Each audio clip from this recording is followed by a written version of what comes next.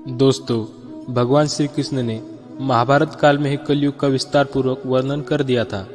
कलयुग में लोग कैसे होंगे, जीवन कैसे व्यतीत होगा, लोगों का व्यवहार एक दूसरे के प्रति कैसा होगा, ये सब उस काल में ही बताया जा चुका था। तो आज की इस वीडियो में हम बताएंगे कि भगवान कृष्ण द्वारा कलयुग के बारे में बताई गई 5 कड़वी बातें कौन सी है जो आज 100% सच हो रही है।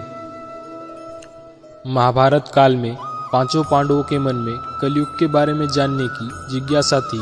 उन्होंने श्री कृष्ण से एक बार पूछा कि कलयुग में मनुष्य कैसा होगा, लोगों के विचार कैसे होंगे और मोक्ष प्राप्ति कैसे होगी।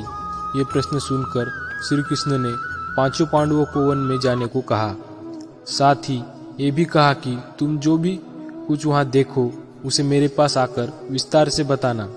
श्री कृष्ण का आदेश पाकर पांचों भाई वन में गए और कुछ समय बाद वापस आए। फिर एक एक करके पांचों भाइयों ने वन में जो देखा वो भगवान श्री कृष्ण को बताया। सबसे पहले युधिष्ठिर ने श्री कृष्ण को बताया कि उन्होंने वन में 2 सूंड वाले हाथी को देखा। तब कृष्ण ने कहा कि कलयुग में ऐसे लोग राज करेंगे जो बोलेंगे कुछ और करेंगे कुछ। ये लोग दोनों ओर से शोषण करेंगे। उसके बाद भीम ने बताया कि उसने वन में देखा कि एक गाय अपने बच्चे को इतना चाट रही थी कि उस बच्चे का खून निकलने लगा। तब श्री कृष्ण ने इसका अर्थ बताया कि कलयुग का मनुष्य अपने बच्चों से इतना आसक्त होगा कि ऐसी ममता के कारण बच्चों का विकास ही रुक जाएगा। यदि किसी का पुत्र साधु बना तो सब उसके दर्शन करेंगे, परंतु यदि स्वयं का पुत्र साधु बना तो माता पिता दुखी हो जाएंगे, रोएंगे कि मेरा पुत्र किस राह पर जा रहा है। कलयुग में लोग बच्चों को मोह माया और परिवार में ही बांध कर रखेंगे। इस तरह उसका जीवन वही नष्ट हो जाएगा। फिर कृष्ण ने कहा कि तुम्हारे पुत्र तुम्हारे नहीं बल्कि तुम्हारी पत्नियों की अमानत है और पुत्रियां तुम्हारी अमानत है। यह शरीर मृत्यु की अमानत है और आत्मा परमात्मा की अमानत है। इसी तरह भीमसेन के बाद अर्जुन ने बताया कि उसने एक पक्षी को देखा जिसकी पंख पर वेद की ऊंचाई लिखी हुई थी, परंतु वो एक मनुष्य का मांस खा रहा था। यह देखकर वह हैरान हो गया। तब श्री कृष्ण ने बताया कि कलयुग में ऐसे लोग होंगे जिन्हें विद्वान कहा जाएगा, किंतु उनकी मंशा यही होगी कि किसकी जल्दी मृत्यु हो, जिससे उसकी संपत्ति को अपना लिया जाए।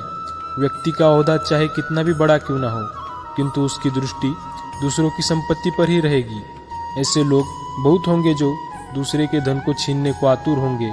वास्तविक संत तो कोई ही होगा। अर्जुन के बाद फिर नकुल ने श्री कृष्ण को वन के बारे में बताया। नकुल ने कहा कि मैंने देखा कि एक भारी चट्टान पर्वत से गिरी और बड़े से बड़े वृक्ष भी उसे नहीं रोक पाए, परंतु एक छोटे से पौधे से टकराकर वह चट्टान वहीं रुक गई।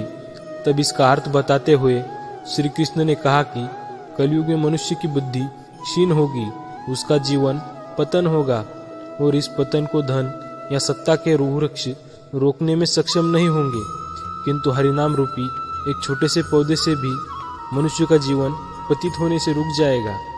हरि कीर्तन से मनुष्य की बुद्धि प्रबल होगी।